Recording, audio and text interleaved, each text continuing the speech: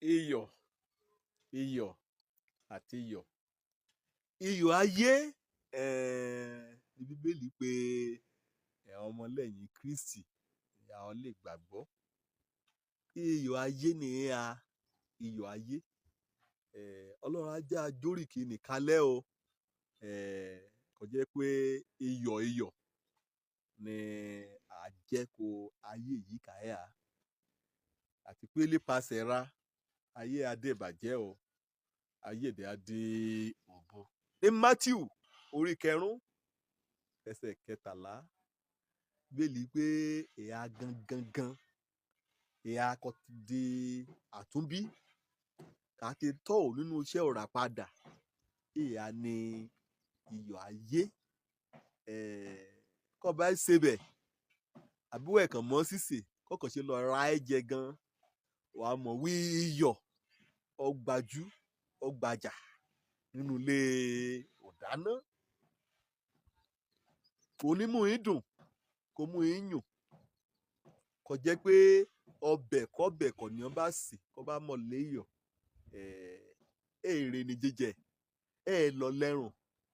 Ọlọ́run mọ̀jọ ènìyàn ṣàìsàn débi pé àyín kẹ́ mọ̀ jata kẹ́ mọ̀ jiyọ̀. Irú ọ̀nà bá ṣe kọ́ ẹ̀mí rẹ̀ gán àdè èdè. Ìhà ni iyọ̀ ayé. Iyọ̀ mú un sàn. Iyọ̀ tún yín ṣe.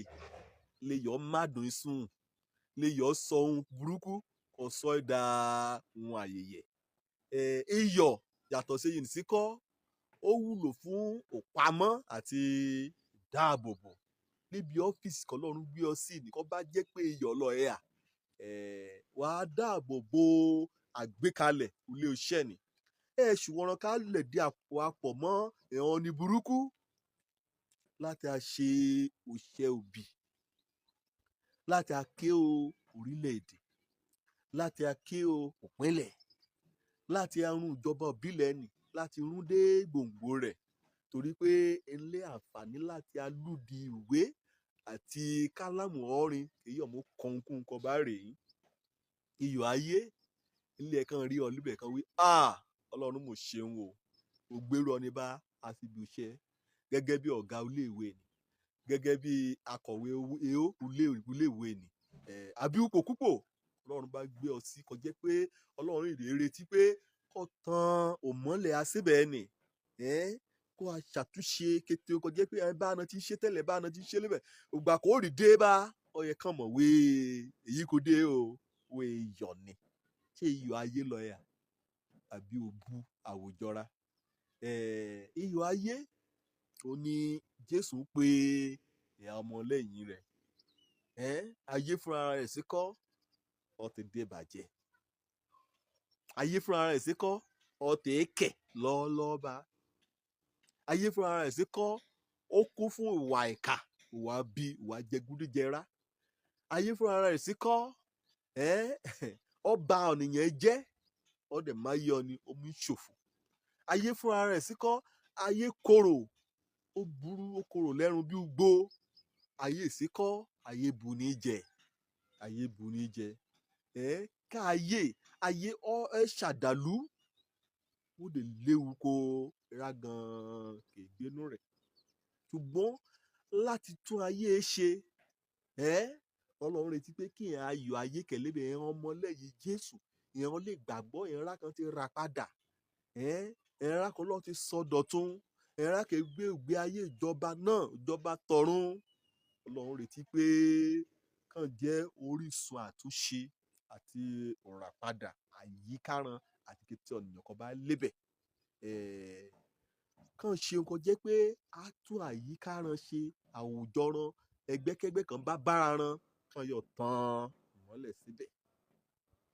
Òkùnkùn ayé kè nínú òṣèlú kè ní kété ibi gíga ayé kan ti ṣe àkóso ayé kọ́ ọmọ Ọlọ́run bá jàjà bára rẹ̀ nínú bíbí hàn ní ẹ̀kẹ́ tán ìmọ́lẹ̀ kẹ́ẹ̀dẹ̀ mú àbùdá iyọ̀ nì kẹ́ẹ̀ mú hàn kí ṣe ohun àyẹ̀yẹ kí ṣe ní àwùjọ ni.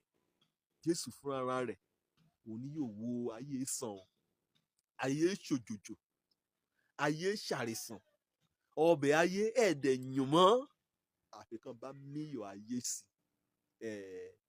Gba Jésù gẹ́gẹ́ bí Olúwa àtolùgbàlà rẹ̀. Bóyá ọ̀rọ̀ tòní ó dá ọ lébi torí pé iyọ̀ ló yẹ kó jẹ́, ṣùgbọ́n ọlọ́kàn jọ́rúkọ lè gbàgbọ́ ṣá. Wọ́n ẹ̀ gba Jésù, wọ́n ẹ̀ mọ̀ gẹ́gẹ́ bí Olúwa àti olùgbàlà ayé rẹ̀.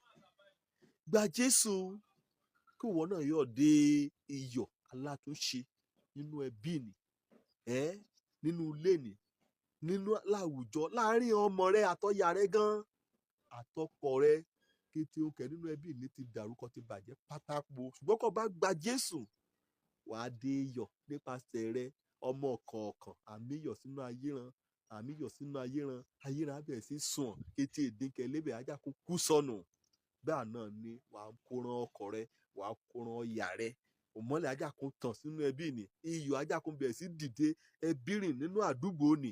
Ẹ̀rákọ̀bá rẹ̀ á ní àjọṣepọ̀ pẹ̀lú rìn o.